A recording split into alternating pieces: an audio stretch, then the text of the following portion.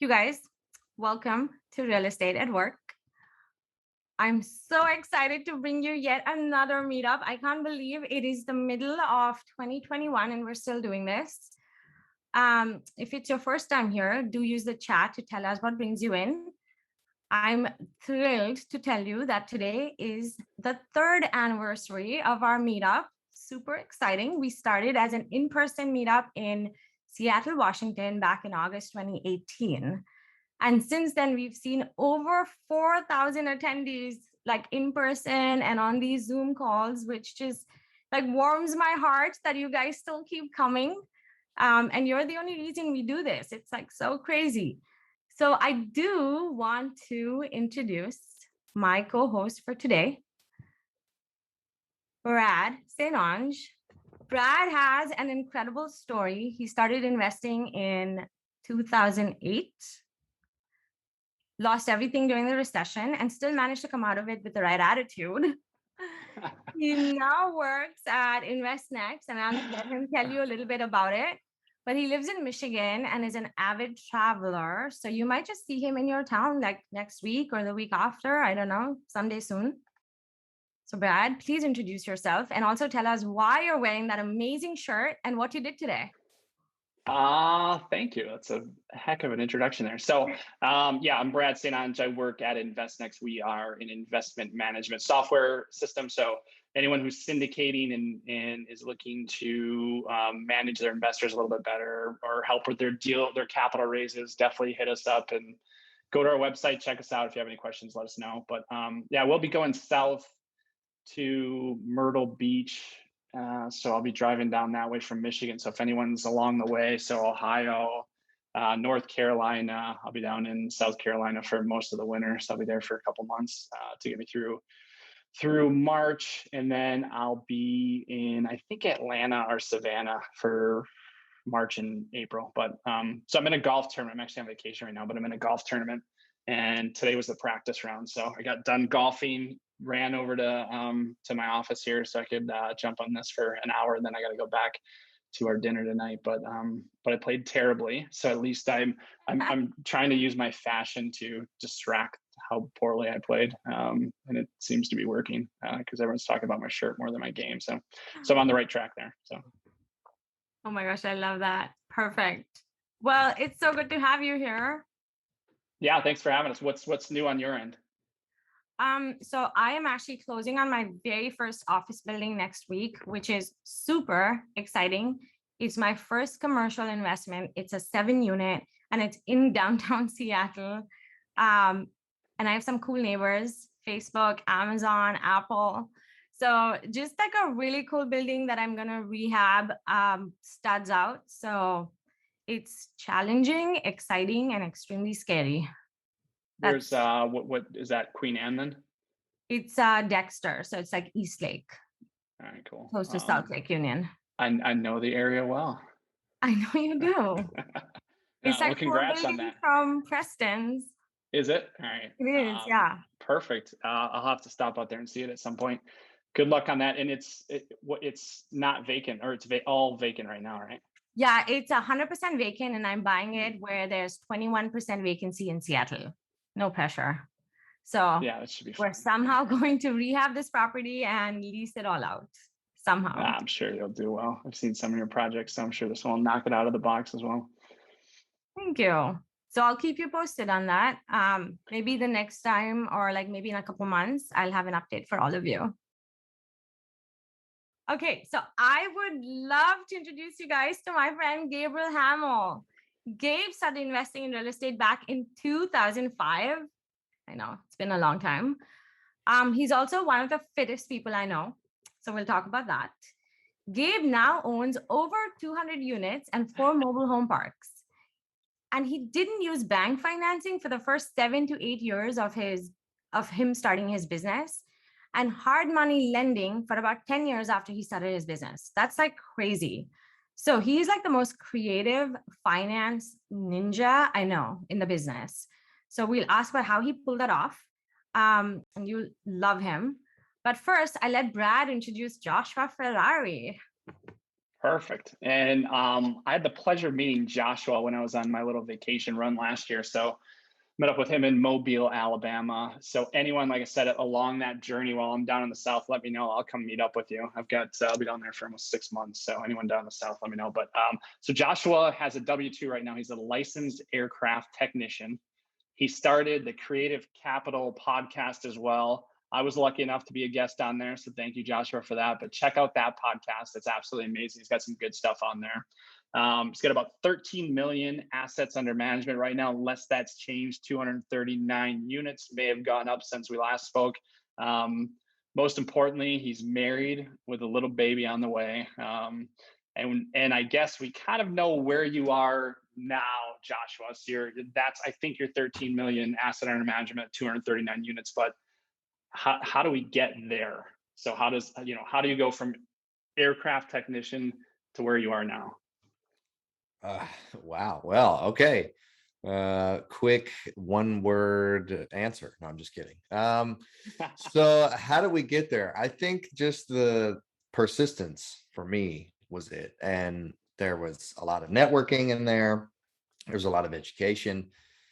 And it was knowing what I wanted, I think, too, because I could have just aimlessly wandered around and been like, hey, I really want to get into real estate. I really want to try this thing over here. And I really want to try this thing over here. And granted, I actually did try a few different things. I did wholesaling first, and then I did a fourplex, like a house hack, and found out that both of those things weren't for me. I didn't like either of those things. So, well, all right, let's pivot again and let's do multifamily. So finally, when I decided, okay, multifamily was the route I wanted to go, I really went hot and heavy into that.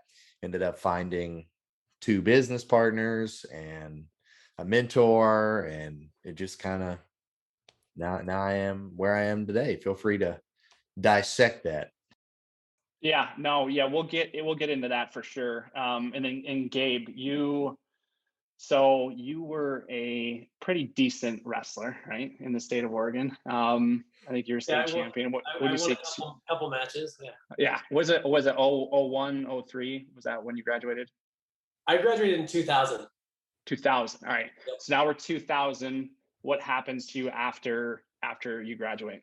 Yeah. So actually, even before I graduated, so I'll start with, I was in school really just for the social aspect and for the sport. So that's what kept me in high school, was my friends and the wrestling. So I actually joined the Army National Guard my senior year of high school when I was 17. I actually had to get my parents to sign off on that because I was still technically a minor.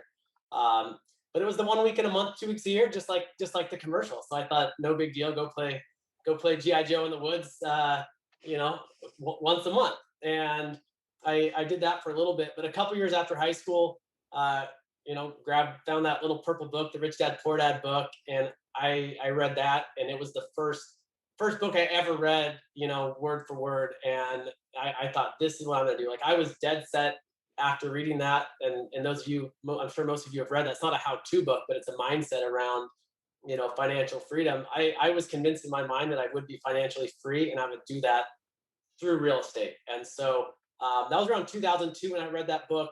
And then I got called up in 2003 and deployed to Iraq and Kuwait for a year. And so I didn't buy my first property till returning back from overseas and getting out of the military. So 2005 is when I bought my very first property. All right, so 2005, you bought your very first property. What was that? SFR? Yeah. So back then they were giving out loans to anyone, and so I like to say I've never traditionally financed a property ever, except for on a refi. My first 3 properties were stated income. You really didn't have to show anything. And so 2005, I went to the bank with no job, no money, and said, hey, I want to buy a house. And I actually did a no money down loan. I did that in 05, I did that in 06, did that in 07. So in 07 was a 5% down deal. So by 2007, I had 3 houses. I had house hacked the first house before I knew what house hacking was. It just made financial sense. Live in a room, rent the others out. And I also opened up a small business during that time, a nutrition store. But by 2008, my store wasn't making any money, and my first son was born, and that was kind of my oh shit moment of like, hey, what do I do? I have these couple houses, my store's not making money. Do I need to go get a real job? So I went and got a bunch of odd and end jobs. I shut my store down, and I went back to the bank and said, hey, I want to buy another house. And they essentially said, hey, too bad, loans aren't like they used to be. You actually have to have money. You have to have a down payment. You actually have to have income. And none of these things I had. And so I remember briefly reading about seller financing. So from 2008 to 9, I just searched, every day on Craigslist looking for seller finance deals. In the meantime, doing a bunch of odd and end jobs. I mean, I was doing anything from help wanted Craigslist ads to landscaping, just wherever I could find a job. And I ultimately ended up in a minimum wage job in a high school special education class. And 3 months into that job, I'm literally cleaning the shit out of a stall that a kid had thrown everywhere. And That is gross. It was gross. Yeah. And believe me, like my heart goes out to these kids. Like I have an older brother that went through the life skills program, but I mean, I'm cleaning shit, thinking about my goals, my real estate goals, and I'm like, this is not what I want to do. I need to replace this income fast. And so, because it was such a low paying job, it felt very obtainable. I did a seller finance deal. It was 2 duplexes side by side, and that replaced my minimum wage job almost to the dollar. So I stopped working and became financially free very fast and very young, but I was still very poor, like when I became financially free, but I was free from a job. And that's really how, from 2009 on, is how I really started building up my portfolio. 2009 through 14 was all no money down seller finance deals. Wow. Okay. Let's go into seller financing. What is seller financing? Yeah. So seller financing is essentially, rather than getting a bank loan, you're getting the owner of the property, the seller of the property, to finance the deal. And so and there's lots of advantage for you as the buyer, but also for the seller. But rather than the easiest way to explain it is, rather than making your mortgage payment to, say, Bank of America, Wells Fargo, one of the banks, the seller of the property, they essentially become the bank. You're making your mortgage payment directly to them. And in a lot of cases, these are investors themselves. They have owned the property for many years. In a lot of cases, they've paid the property off. They've self-managed. I think every seller finance deal I've done, these sellers have been, men and women in their 60s and 70s. And so amazing people, they're just burnt out. They're just tired of being maintenance person, landlord, dealing with tenants. And so it creates the scenario where they can still get income without having the headache of owning the property. And in a lot of these cases, the sellers, they've already depreciated the value of the property. They don't have a loan on it anymore in a lot of cases, so they don't have the interest to write off. So there's a big tax advantage for them to sell it on terms as well, because if they were to be paid outright in cash, then now they're in a position where they either have to pay capital gains or they have to reinvest that money. Even if they did a 1031, a lot of these sellers are not interested in actively investing. They want you're basically creating a new level of passivity for them. They get a kickback, they get the paper asset by carrying the note, and you're making mortgage payments directly to them. Which is perfect, because it seems like you're targeting the mature audience. So that at that age, you'd think they'd be looking at that passive income, which is fantastic. And they have a level of sophistication themselves. Like every seller who's ever carried financing for me, they've already wanted to carry financing. They already knew the advantages. I wasn't talking them in or educating or explaining the advantages. They already knew what the advantages of seller financing was. A lot of times they bought that way, or they were familiar with it and they wanted to carry the financing. And I was fortunate enough that I had no money, so it forced me to get creative and find sellers that didn't want a down payment. So Gabe, that's amazing. And you did this back in 2010 to 2014. 2009 through 13, all this kind of my original, small multifamily seller finance deal, and then I refinanced out of a lot of those in 2014 into more traditional financing, and then I just kept it going with the majority of what I do today is still either seller financing or private and hard money. So that's what I wanted to come to.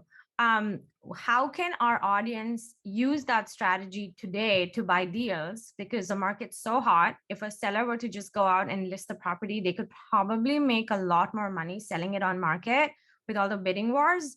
So how can we still use this strategy today? Yeah, absolutely. I shared an example. Like in 2019, I bought a mobile home park for 2% down, and I can trace every deal back to a relationship or a conversation I've had with somebody. And so there's a lot of reasons that sellers don't want to be cashed out. Not everybody wants top dollar and cashed out on their properties. So the guy that did the 2% down deal for me, for one, I had reached out to him a decade before completely separately just because he was a developer and I admired his work. And a decade later, that turned into a 2% down deal. Now, part of that reason is he didn't want a large down payment because he had a lot of taxable income that year, and we'd already built that trust between us that he didn't want me to put a large down because we already had that trust. A lot of times, the seller may want you to have more skin in the game because they don't know, like, or trust you yet. But there are still a lot of sellers, even in this market, that don't necessarily want to be cashed out. Yeah, makes sense. I'm going to switch gears here a little bit. And I was traveling the South, I think it was January, February-ish of early this year, and came across Whitney Sewell's podcast and saw this guy doing crazy stuff. He's raising $6 million in 30 days on Facebook, just getting on Facebook, rambling about what he needs to do, or what, I don't know what the contest was. So maybe you can go in deeper detail here. So I find Joshua Ferrari. I think I tracked you down a couple of times, like, hey man, I'm gonna be in Mobile. Let's meet up. But you like got on my radar for that, and I thought that was pretty interesting. I'm like, how I'm not a big social media guy, but it looked like this guy has raised possibly $6 million in 30 days just doing a contest on Facebook. How did you do that? What went into that? Like, walk us through that. Yeah, so that's exactly what it was a 30-day challenge. And I, for all of you out there that think that you don't have like a big social media following or whatever, I hated social media before this challenge. I thought it was just nothing but negativity. Everyone's hateful, and it's just like everyone's happy-go-lucky story that I didn't really care to hear because I'm living my life, not theirs. And so I was never really on social media. But I remember seeing this challenge pop up. I can't remember if it had to have been an email because I didn't really get on social media. And so I was already connected to a guy named Bill Allen who was doing the challenge. And he has an email talking about this 30-day to 500K thing. And I'm like, how on earth do you get $500,000 in 30 days? Like, it just doesn't make any sense. But whatever, I'm going to read this email and see what it's all about. And so I start going, like, reading it, and he had a website I could go to, and it was like only $100 to get in. I'm going to teach you everything you need to know about how to raise money. And I was like, it's only $100. Worst case scenario, I don't even get close, but at least I learned like something. I learned some of his processes and like how he's done it, because I know he had been really successful. So I was all about it. Paid the $100, and the challenge starts. Day one, I get an email. Every day it was like an email we got sent. And day one said, you're going to like reveal your secret identity. It's like, my secret identity? I ain't got no secret identity. The heck this dude's talking about? And then he proceeded to talk about how you needed to tell like everyone you know about what it is that you do. And I was like, I feel like I don't know a lot of people. Who am I going to tell? I don't even have a large following. I don't like social media. How much is not a large following? Like, I had like 900 people ish. And those were all like high school friends, church friends, college buddies. It wasn't anyone in the business. You know what I mean? Right. So, or so you thought. You may not know until you do this. Right. Right. So I thought. So he says you have to go live on social media. It didn't matter which outlet you chose. You had to go live on social media once a day for 30 days and just get out there and tell folks about yourself. Tell them about your hobbies. Tell them about your family, your faith, your daily life, like whether or not you like to work out or don't. Are you a musician? Did your dog take a dump on the carpet this morning? Like give us some detailed scoops about just randomness about your life. And I was nervous as all get out because I had never done anything like that before. I'm like, oh my gosh, I got to get out in front of people. Folks are going to like see me talk. So anyway, I started doing the lives. And I was like, guys, I'm nervous. I'm so dang nervous. But this I've challenged here to do this and to go live and to tell you guys about myself. So for the next 30 days, you can look forward to seeing me here on Facebook and learning about what it is that I'm doing. And so it took about 7 to 8 days before I really started seeing some traction, before folks really started to start commenting and liking, and a couple of DMs, and folks really wanted to be like, hey, what's this all about? And it was because they had started to, I guess, attach to my story. They had started to follow me as an individual. They were connecting on the emotional level and not just like hey, here's the capital stack. Here's how much money you can make in multifamily. You need to be in real estate. You need to do this. This is how awesome Right. it is. Here's the equity structure. Like none of that stuff. Just randomness. Like I remember one day it was hot as all get out. We were in our fourplex that we were house hacking, second story, 100-year-old house, heat of the summer, and the AC goes out. So there's not any insulation anyway. So it's like 90 degrees up in our unit. I'm like on the couch in like a wife beater, just sopping in sweat. My dog's on the ground, just like panting, can't barely breathe. My wife's trying to like put ice packs and stuff on her neck to keep cool. And I'm like, oh, I gotta do this live video today. I'm gonna have to go take a shower, get changed, look nice, and get on this video. And I was like, screw all that. I am just gonna start this live video. It's gonna be fully authentic. And it was like one of the best videos I had done. You know, it got the most traction. Folks were really relating to it. They were connecting to me on that emotional level and like laughing. And then that led to folks wanting to know more about what I was doing. And then, you know, some folks even shared it, you know, they shared it like their buddies, their friends, like this is hilarious or whatever. Like why, like I don't, it was just really like comical, I guess. And folks loved that. So from there, by the end, like moving past, I guess closer to the end, I did end up getting to $6 million in capital throughout that time frame, and only about 1 million of that was from like my inner circle, folks that I was talking to, communicating with, that wanted to know more about me, that were watching the live videos. The other 5 million was strictly just from referrals, just from the people that I had talked to. Even if they said no, they most likely knew someone else that might be interested, or that had access to capital, or like their old Uncle Sam that talked about it a couple years ago at Christmas, how he just got all this money, he didn't know what to do with, or been wanting to invest or whatever. It was shocking to see like how you can get into other folks' circles just by asking for that referral, like building that rapport first and then asking for that referral at the end of the phone call, instead of just ending it with the pleasantries and being like, later. So you've got Right. now $6 million. You've got a fourplex you're house hacking, or potentially $6 million. What's the decision that makes you go to like a certain asset class? Because I know you went to multifamily. So why did you choose multifamily at that point? Did you deploy that whole 6 million on like your first deal, or walk us through like your first deal after? Right. So I was actually already gung ho with multifamily before I did this challenge. And I always saw myself as more of maybe the investor relations guy, or the guy that is like the marketer, or on social media, or the educator, whatever. Just the guy that is communicating with folks. But I never really thought that that was going to lead to raising money. And now I've come to find out that's like all raising money is, it's relationships. So when I started deciding I was going to get into multifamily was probably about a year and a half before this challenge.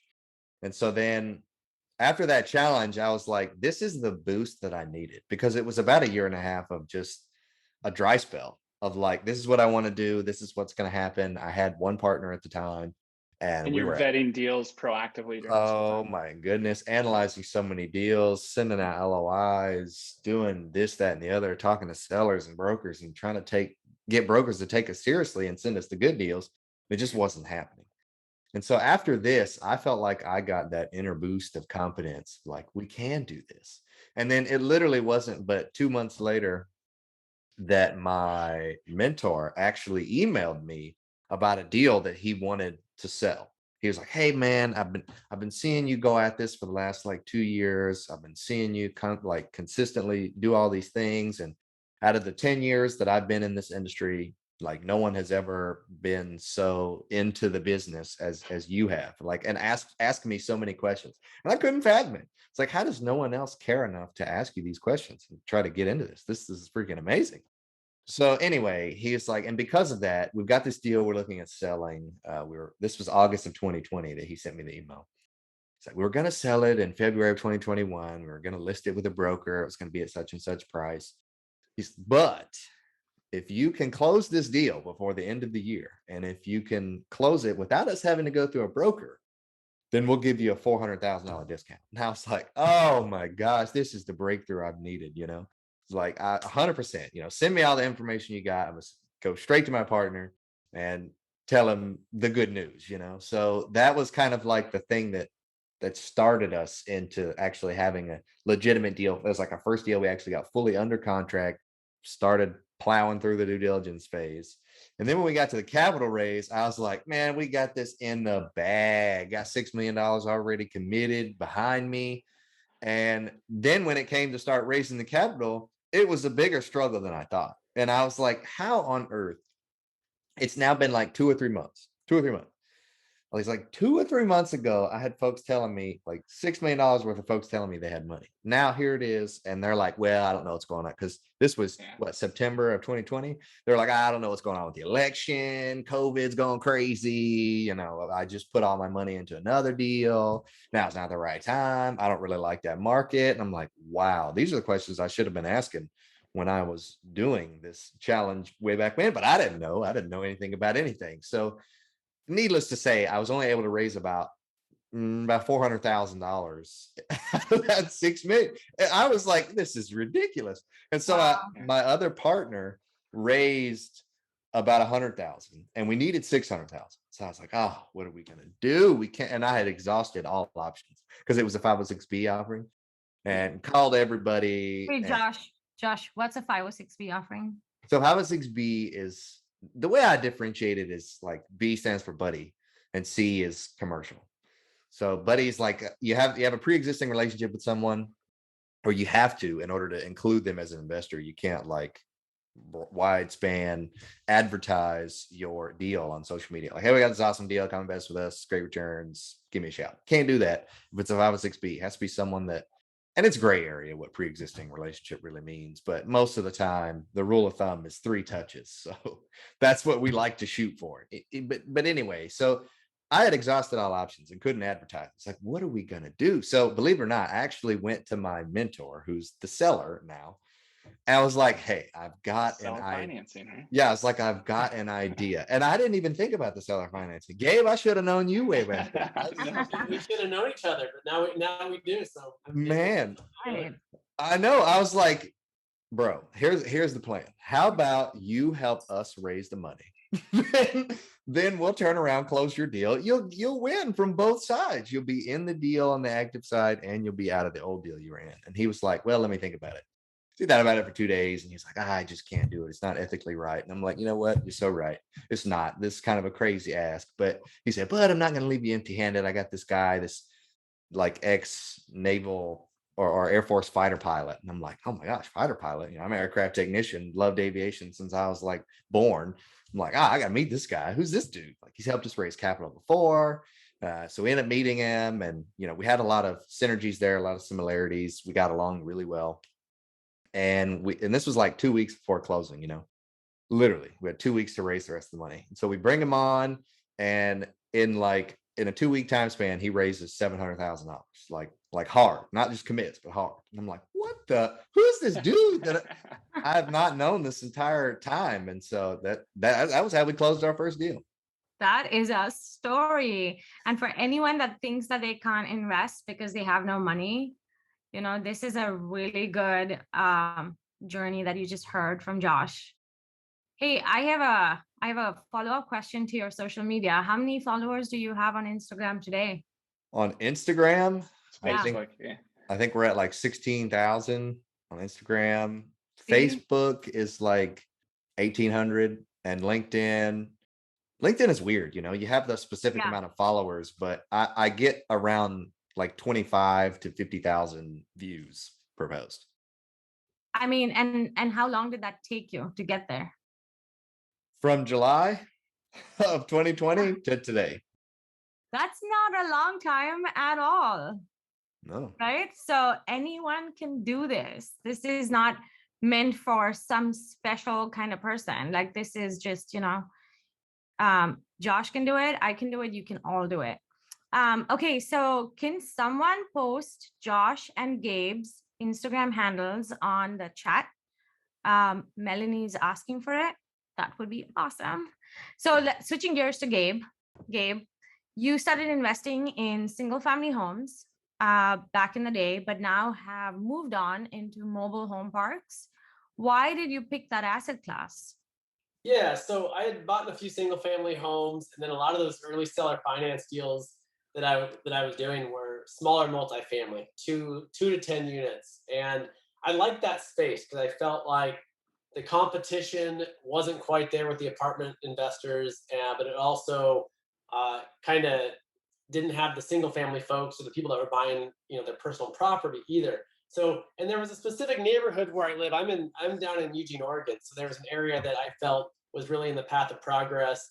When I was a kid, it was, hey, don't go down to the Whitaker. And then as I got older, kind of watched, that's where Nikasi Brewery came. A lot of the businesses started coming down there, restaurants started opening up there, and it was near downtown. So I bought a lot in that area, and there was a lot of old homes that were previously chopped up into multifamily, and I really liked that space. I found that there was a lot of um, older owners that had bought a lot of these homes in the late 70s, early 80s, so they were in a position to carry financing.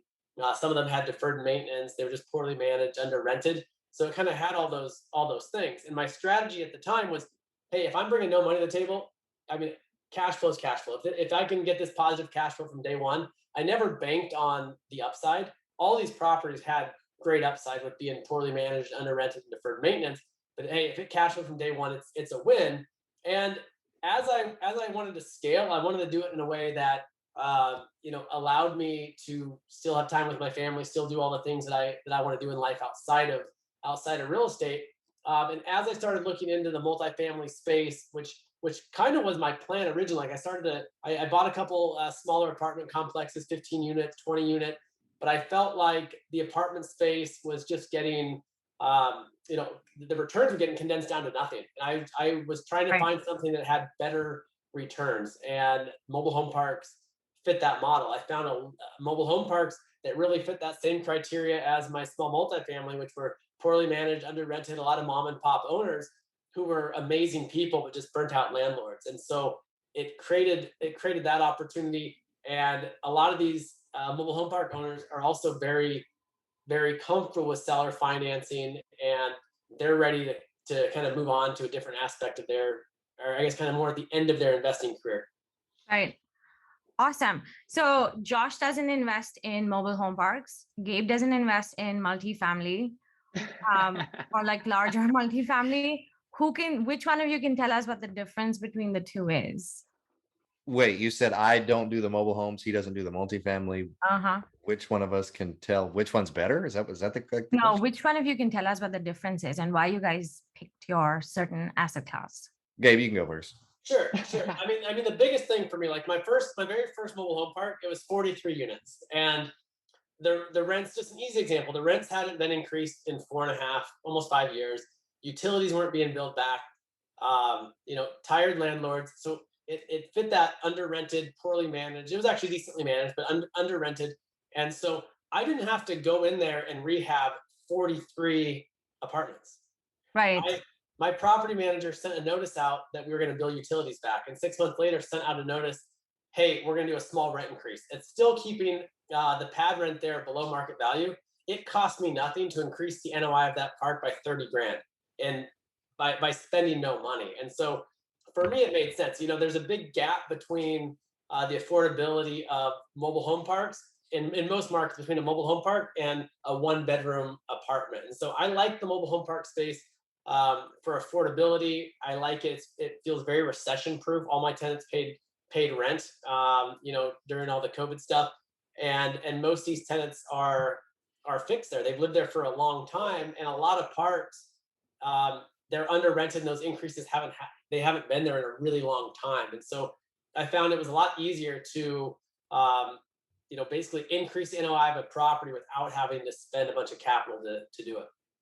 And if you would have bought that 43 unit with maybe 8 blank pads with nothing on it, have you bought anything like that where you're bringing in the actual mobile home after, and like what's the cost of that, or what's that process? Yeah, so I haven't done any infill in the mobile home parks, but what's interesting is several of the parks, 2 of the 4 parks that I bought, had vacant spaces, and RV tenants will pay the same as what a mobile home park tenant will pay, but it costs way less. There's a lot of people out there that own RVs that aren't necessarily transient. They're not looking for a campsite. They're looking for a place to park and live in their RV. And so I think I shared this example when we were talking before, but that second park I bought had leaves. Did I tell you about the leaves that were, it was covering like 3 Oh, pads. tell us about it. Okay. I mean, it's just like an easy example.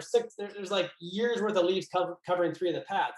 It costs $600 to remove the leaves off the pad, and those pads rent long-term RV tenants for almost $500 a month. So it's exchanging a $600 cost one time for increasing the revenue by $1,500 a month just by that small change. And so there's a lot of little things like that to add value to the park without spending a lot of money. But I haven't brought in mobile homes, and it's expensive to move in a mobile home. It's expensive to buy a new mobile home. It costs me nothing to have a tenant come in, park an RV, and live there full time in an RV. Yeah, that's interesting. I mean, it's not a space I know that well. I mean, we have a lot of people with MHPs on our platform, but I was curious about that aspect of it. So it's interesting the way you've kind of pivoted to RVs versus, I mean, hey, this gets the job done, and we're not spending 25 grand or whatever it is to bring. I don't know what it is cost to bring one of those back on, but yeah, and these are long-term tenants. So there's definitely the RV parks that are more of a camping or people traveling through, but the majority are all mobile homes. It's just the empty pads are a lot easier and faster to fill with long-term RV tenants. That's awesome. So if anybody's interested in mobile home parks, do reach out to Gabe. He's a wealth of information. Thomas does have a question, which I'm going to ask you right now. Gabe, have you ever had to get a mobile home park entitled? Do you see jurisdictions trying to push them out of your investment area? Entitled as in to not allow them to be a mobile home park? Or what specifically? I'm thinking maybe hooking all the stuff up to it, bringing it in, hooking it all up, possibly like all the gas, electric, water, sewer. Yeah, all the parks that I own were long time established parks. So I haven't had to change any kind of zoning or anything like that. Yeah, well, that's good. I'm not sure if that answers the question, but I'm not going in and building out a new park. Yeah, and Thomas, if you want to follow it up, feel free to unmute yourself. Otherwise, we'll continue. I do want to take a break, and just spotlight some audience members, because you guys really make this for us. You're the only reason why we keep coming back and bringing all these amazing speakers and covering all these topics, because we are active real estate investors. We don't really have time, but this gives me a lot of joy. So you're the reason why we do this. I want to say hi to Dominic Wood. Dominic's here. Dominic is an old friend of mine from Seattle, and I've bought like many deals from him. He is an off-market wholesaler in my area. He's amazing. Do connect with him. And then some of Brad and I's friends, Esther and Brian Briscoe's here. And who else? Lucas is here, and Evan Haft. So good to see everybody here. Okay, and then I also have a very special person I want to introduce you to. His name is Justin Camera. Justin is here. He's actually flying somewhere today, but he's taking a minute out of his busy journey to come talk to us. Justin has a full-time job at Amazon. So he has a W-2, but he also hustled on the side and has built this incredible, extremely cash flowing rental portfolio. So I hear a lot of people come on this platform and say, hey, I have a W-2. How do I go out and invest and, focus on real estate when I have a full-time job? Justin is the absolute example of that. So Justin, love for you to tell our audience like who you are and how you were able to do this. Hey, thanks for having me on here. I'm glad I was able to make it. Today I feel like I own and operate a lemonade stand. On my way here, I'm trying to get to the airport in time. I find out they cancel my flight, and so now I'm not leaving till tomorrow morning. And so no. I'm trying to be a real estate investor, work at Amazon, and then also have fun on the side. So It's been challenging the last little bit. As you can tell, I'm just sitting like underneath an escalator, trying to find the quietest spot here in the Chicago area. Well, we really appreciate you coming on. Well, thanks for having me. I feel super honored to share the stage with all you fellow investors. And so I just had Leica come out. I lead the Amazon real estate meetup, and she came out and first she presented, and then she walked us through one of her current projects. So thanks for your time, and thanks for having me. But in terms of like how I got started, so I've been at Amazon for 8 years, and as I was getting going with Amazon, for those that know, like other tech companies, there's a lot of back end compensation, restricted stock units, options, whatever your company has. So I had like a tidal wave of money coming at me, and I was like, this is my shot to get out. And so I started in 2013, and really the money started really hitting around 2016, 2017. So I started with house hacking my first property in August. So 5 years ago this month. And then my first like investment property was actually an 11 unit in Eastern Washington in Yakima in May of 2017. And then from there, I've just been progressively buying. 2-3 weeks ago, I bought my 30th property. So I'm averaging like a property every other month, just small multifamilies. Majority of the properties are Milwaukee, Wisconsin. That's why I'm in Chicago right now. I'm trying to close a 6-property package deal. And so most of them are in Milwaukee. I have a few in Detroit. So I was supposed to go to Detroit and see them for the first time since I've owned them for a couple of years, but hopefully I'll get to see them tomorrow. But as you can tell, like I'm trying to juggle all this at the same time. My goal here is to get out by January 2023, be able to pull the ripcord and go full-time real estate where passive income is greater than the active.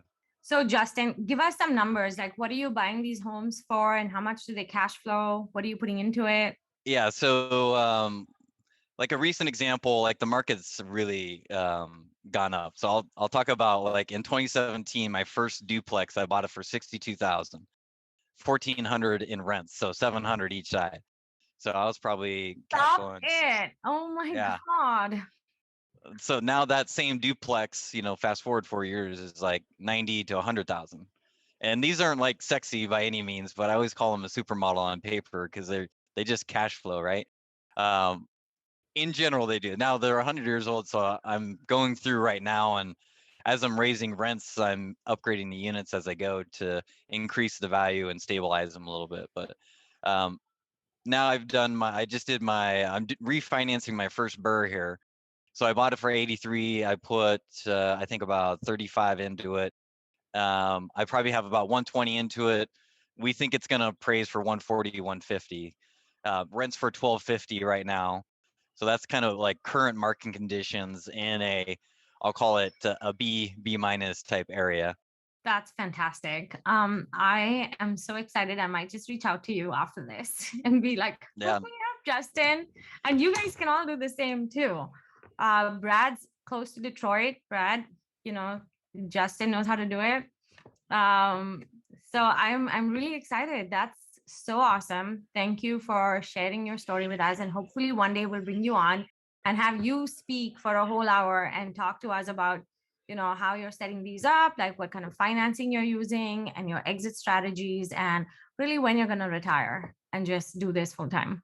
I love to. Thanks for having me. I can pay it forward as Gabe's spent time with me to coach me up on seller financing. I can talk about seller financing in the future.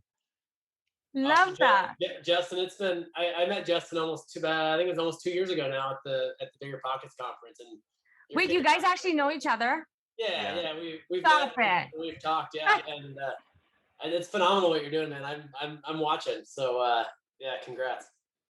Yeah, I kept bugging him, and then he finally, hey, let's just hop on the phone, and then he spent an hour with me, and since then, I don't know how many seller finance deals I got now, but at least 3 or 4 of them.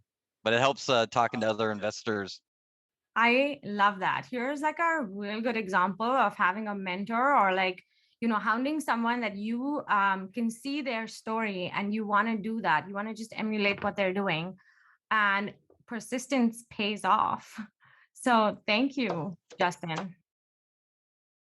Okay, so going back to our amazing speakers. Yeah.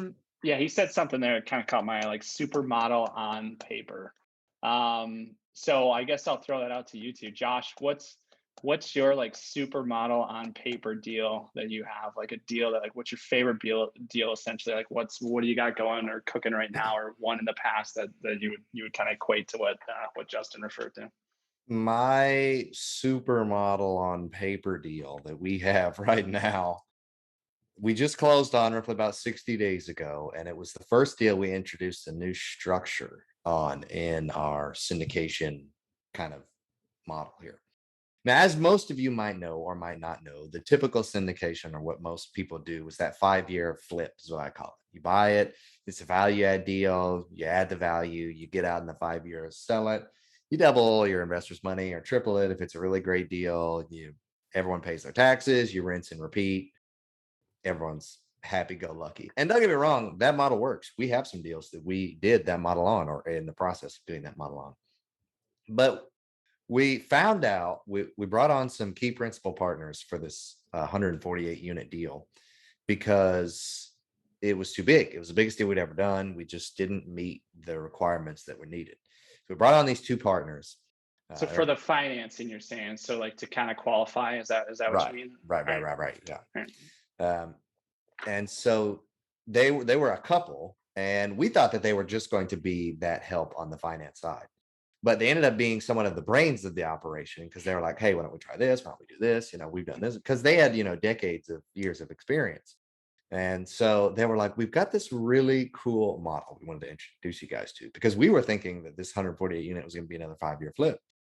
And they're like, we've done it for the last couple of years. We really like it. Our investors really like it. Let us know like what you think. I was like, all right, I'm all ears. What you got? And so we introduced this model, and it's going to give me and my partners individually 6 figures a year in passive income on one deal. Now, let me explain just a little bit about what the structure is. So the structure is what we call the perpetuity model. So instead of trying to flip it real quick in 5 years, the idea is that we're buying the asset to hold on to forever. So they investors buy in at a 70-30 split. They're going to get 70% of the equity while we're going to retain 30%.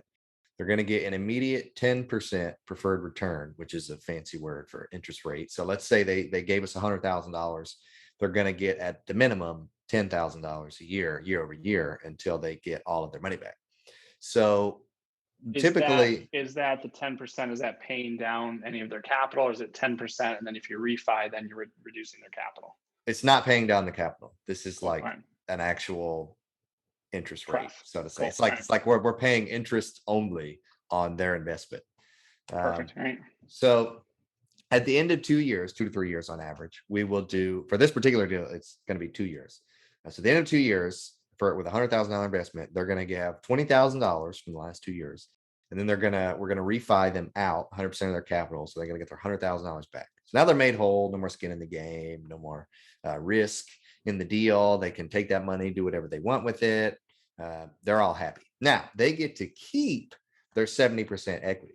So I think this is really cool. And a lot of investors have found this to be really cool. The fact that they get to keep their equity forever is that they're really going to see the maximum benefit from a tax perspective and from, say, a net worth perspective. Not a lot of people are really looking at the net worth, but it's a bonus there. Most people are really interested in the tax side because the fact that they get to keep the larger lump sum, they get, when we do a cost segregation study, they get the maximum benefit on all the accelerated depreciation. They also get, or that they don't have to worry about paying depreciation recapture or capital gains like you do on a typical deal because there will be no sale of the property. So all of the depreciation and the tax benefits that they get, they get to benefit maximally, if that's a word, because they don't have to worry about paying any of that back. And then the caveat here, or the plus, the incentivizer for us as the GPs to want to manage this asset for the next 30, 40, 50 years is that we invert the cash flow or do a waterfall, so to say. So now the second year is over. They've got 120% of their money back. And now we, as the active sponsors, are going to get 70% of the cash flow, while all the passive investors are going to get 30%. Now, on average, that comes out to be between 3 to 5%. So with the $100,000 investment, they could expect to see about 3 to 5 grand in perpetuity without having any money in the deal anymore for the next like 50 years. And we get 70% of the cash flow. And because of that, that is why myself, my two business partners, and the two key principal partners we have will all see individually 6 figures a year in passive income from this one deal. And I think the goal is that hopefully the timing of that is you have a property when you refi that hopefully they can reinvest that. If I'm an investor, I invest 100 grand, you're kicking that back to me 2 years later, is that you hopefully have a property that they can invest that money in again, and then repeat, kind of rinse and repeat, where even though you're getting 3 to 5% off this, you have no more money in. But if you do this every 2 years and you keep repeating, you now have 3 to 5% on that first deal. You now have 3 to 5% on that second deal. 4 years later, 6 years later, you have another 3 to 5%. So that starts adding up, and it's still the same $100,000 that they've invested originally. So it's an interesting way to look at it too. So it's I've seen those models a few times. I love those, especially those investors who are like, all right, I've got 25 years to keep investing. It's the same $50,000 or $100,000 that you're just making so much just incrementally over the next 20 to 25 years, and then you don't have any of that money but still in the game. So plus you have equity. If you do sell the property, they have their equity percentage too. Not that you plan on. So awesome. Gabe, what about your supermodel? Yeah, I don't know. Yeah. I don't know if I can narrow it down to one deal. I think, if anything, I'd say like those early deals, all those no money down deals. Because I had a lot of people just telling me like, you're crazy. Like, a lot of people saying, isn't this risky? And I'm thinking like, I had no plan B. Like I had no job to go to. I had no other way. But I think, less about the deal and more about, the drive and the idea that like, I will make this work. And when it really came into fruition was like 2014, when I went to refinance all those original seller finance deals. They all appraised out at 70% loan to value or better. And so what it really showed me was, had I tried to buy these traditionally, I would have had to come to the table with 30% on every one of these deals. And by 2014, I essentially got long-term fixed financing on all these properties with no money out of pocket. And so, and one of those original seller finance deals, when I paid her off, when I refinanced that property with bank financing and paid her off, she became my first private money lender. And so that relationship didn't end just because the deal was over. I used to hand deliver her a check every single month initially to build that relationship. And so when it came time and she got paid off and she said, hey, I have all this money, what am I supposed to do with it?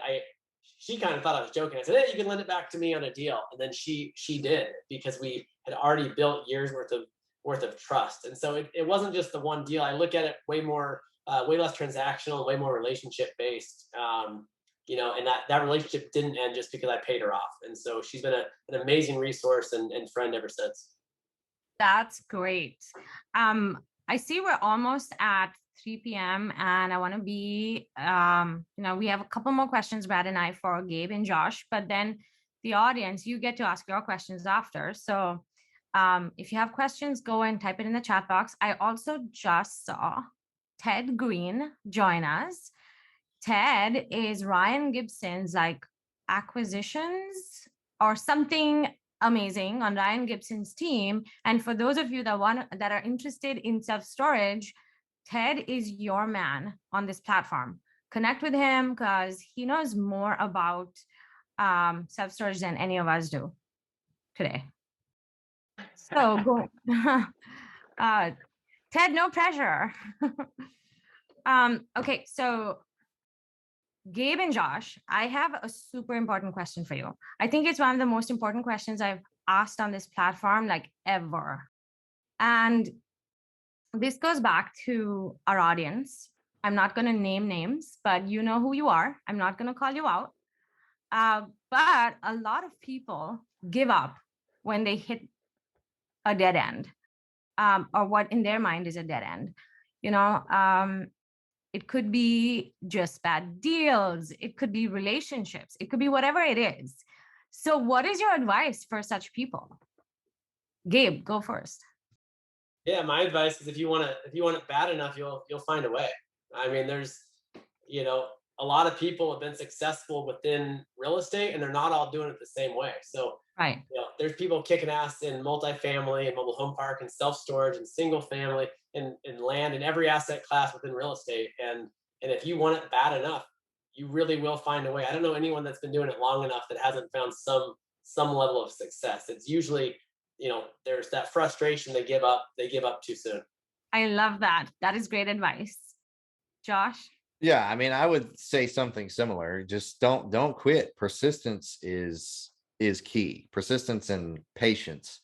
And I'm reminded of that book, the Who Not How book, because I think a lot of people, that when they're trying to get into it, they're like, well, I don't know how to do this, and I don't know how to do that, and I don't know this, and this. And granted, you could figure it out if you just try to pursue the education and talk to folks. But if you really maybe don't have the time, or like whatever you think that the obstacle truly is, I promise you there's a solution. And more often than not, it's people, because this business is Right. highly networked business, as we can tell by this meetup right here. Everyone that's here, you guys are all here because you like networking, you like learning, you like talking to folks. And And they like so, you. yeah. So if you meet the right person, if you talk to someone that you could potentially partner with, or just by talking to folks and being genuine and being authentic, I think you'll find that person that you could potentially partner with, or they could help you in something. You know, the fact that you're here today, you may or may not have learned something new today that you thought was an obstacle before you came on here. And so I think it's continuing to put yourself out there. It's the persistence, and it's the who not how method. I love that book. Hey, Josh, Um, Josh said something really important that I don't think should be glossed over is, you know, you don't have to know it all. I mean, we both started, and most investors start knowing nothing. I mean, I constantly was asked, you know, by friends, like, how are you going to do that? How are you going to do that? I mean, I was living in an attic for $100 a month and had, you know, and I was like, I don't know how, but I will. And so I think if you have that desire, if that's strong enough, you'll find out how to do it. There's lots of ways of how, but I think knowing that you want it bad enough is important. So don't take that lightly. Josh nailed it on that. I mean, I think, okay, your biggest takeaways from this meetup today is you don't have to know it all, just like both Gabe and Josh said. And second, you don't have to have your own money.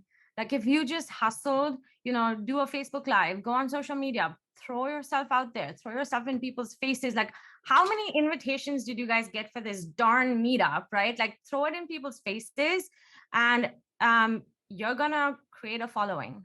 So important. Okay, I'm gonna turn it over to Brad. Perfect. Yeah. So this will be kind of for both of you as we kind of wrap this up. But what do you like, Gabe? We'll start with you. What do you need in your business right now? Is there anyone that you're looking to kind of maybe, I don't know, you've got seller financing, maybe there's financiers. Is there anyone that maybe can network with, or what do you need in your business to kind of help right now? Are you in a good spot? Yeah, no, it's a good question. I've been getting asked that a lot recently. So one thing I'm looking to do is I'm not syndicating deals or raising capital. I've done some very small partnerships, you know, but right now the parks I own without partners. But moving forward, smaller partnerships in other markets is something I'm very interested in. So like right now, I'm working on a 140 unit deal. It's actually 3 mobile home parks in San Antonio, Texas, and outside of San Antonio. But the people that brought me the deal are people that know that I'm looking for mobile home parks. And so partnerships, 1, 2, 3, 4, 5 people, you know, I'm interested in. I'm not looking to raise money from, you know, 30, 40 people. But I think that's where the biggest value could be is, you know, partnering up with somebody that knows that market and has access to some mobile home parks. Perfect. Josh, same question and followed up with, are you paying the 30-day challenge forward at all? So we'll start with what do you need in your business right now, and then answer the So second part. we are paying the 30-day challenge forward. Myself and Ruben Greth, I don't know if any of you guys know Ruben, but we came together and decided that we were going to create our own version of the challenge, because the challenge I did last year was specifically for like single family flippers. They were really targeting the private money lender avatar. And so I thought, well, okay, I'm in multifamily, and I went through the challenge, and I understand the power of going live once a day for 30 days, like social media, basically. And so we thought, well, shoot, let's just create our own kind of educational course specific to multifamily, specific to like commercial investments, where you're targeting that avatar that's looking for, say, the passive investment in a larger deal or something of that sort. And so we created a course, we call it the Creative Capital Challenge. And actually, what's today? Today's day 11. We're on day 11 right now of the challenge of 30. And so if you follow me, you'll get to see my journey here, as this is the second time I'm doing this challenge. So to answer your initial question, Brad, what is something that I'm needing? We are currently needing capital. We have, we've actually, it's interesting because I heard a lot of folks talk about how deals are really hard to find right now and capital super easy. And I don't know if I'm just weird or I'm the odd fish out, but for me, it's been backwards.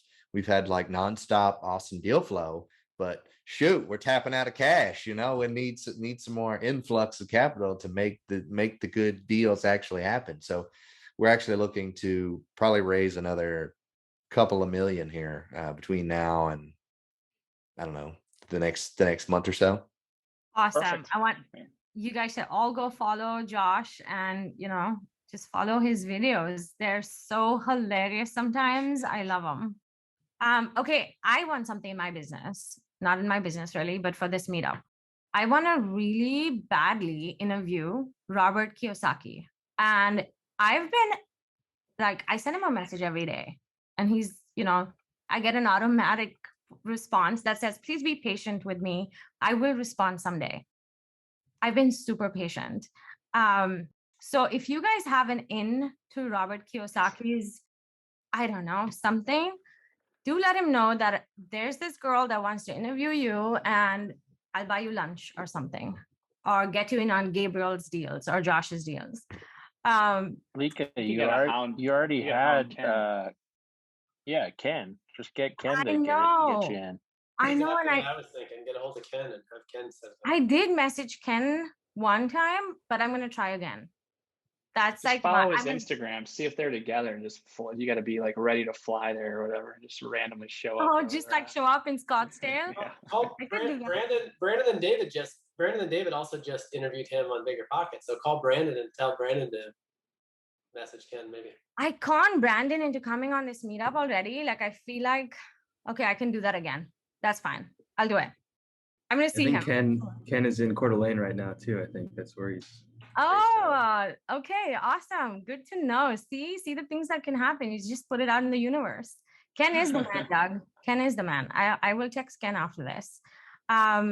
Okay, so we have some time to do audience Q&A. And I did see a few questions here already, but before we go into them, I saw Thomas. Thomas is a project manager in Kirkland. Thomas, my friend Scott Marshall is looking for a project manager, and he works for MN Homes. You should connect with Scott. Okay, and then there's a question here from Niyada. Niyada says, my husband and I want to get into multifamily. We're based in Seattle and have a couple single family rentals in Washington State. Ben used to work for a real estate developer, and I'm an analyst for a REIT. We want to have our own multifamily and oh, that's not a question. But anyway, now that I read this whole thing out, if you guys have any off-market multifamily deals, send them to Niyada. Any other questions? Okay, Victor has one. What is the percentage approximately you get to keep when you're bringing in investors on a property deal? Josh? What is the percentage we get to keep? Can you ask it again? Maybe the split, which you kind of spoke about a little bit. So I'd imagine what's the typical split between you as a GP and then the LPs, and then 70-30 equity split is on average what we do, but you also can get paid from different fees in syndication structures. We don't like to fee our investors to death by any means, but we do charge an acquisition fee, which is the fee we get for closing the deal. And then we charge an asset management fee. So it's an ongoing, typically 2 to 3%, just for that manages like leasing software. I mean, that barely covers your management costs. It doesn't really pay the bills, so to say, but it's just there as our additional incentive. But primarily what we're enjoying is as much equity as we can get without really straining the investor, which is why we introduced the cash flow model. So they get to keep their equity and get their money back and get double-digit returns on their investment year over year and have all of the benefits of the investment while not having any like risk in the deal. And as far as the split, typically, I mean, you're paying the 10% pref, so you may not see much of that split above and beyond the 10% until probably refi, unless the property is doing very well with the distributable cash flow every year. So typically, you might be a couple years before you see that split.